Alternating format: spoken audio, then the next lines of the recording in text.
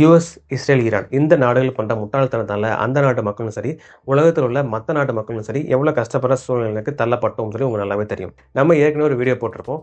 மக்கள் மத்தியில் பதற்றத்தை உண்டு பண்ணி அது மூலமாக டிமாண்டை இன்க்ரீஸ் பண்ணி சம்பாதிக்க கூட்டம் நிறையவே இருக்குன்னு சொல்லி ஒரு வீடியோ போட்டிருப்போம். சிலிண்டர் விலை ஏறவே ஏறாது அப்படின்னு சொன்னாங்க. பட் அடுத்த நாளே சிலிண்டர் விலை ஏறிச்சு. வீட்டுக்குள்ள உபயோகப்படுத்த சிலிண்டரும் கமர்ஷியல் சிலிண்டரும் அடுத்த நாளே ஏறிச்சு. அப்புறம் ஏவியேஷன் டர்பன் ஃபியூல், அதாவது ஏடிஎஃப் அப்படின்னு சொல்கிற ஒரு ஃபியூல், இது வந்து ஏரோப்ளேன்ஸ்க்கு யூஸ் பண்ணுற ஒரு ஃபியூல். இந்த ஃபியூலோட ப்ரைஸ் வந்து இன்க்ரீஸ் ஆச்சு. அதனால ஏரோப்ளேன் டிக்கெட்ஸும் இன்க்ரீஸ் ஆச்சு. அப்புறம் பெட்ரோல் விலை ஏறவே ஏறாது, மக்கள் வந்து பீதியேற தேவையில்ல, வதந்திகளை நம்பாதீங்க அப்படின்னு சொன்னாங்க. அதுக்கப்புறம் ப்ரீமியம் பெட்ரோலோட விலை வந்து ஏறிச்சு. ஸோ என்னதான் ப்ரீமியம் பெட்ரோல் ஏறினாலும் நார்மல் பெட்ரோலோட விலை வந்து ஏறாது, மக்கள் பயப்பட தேவையில்லை அப்படின்னு சொல்கிறாங்க.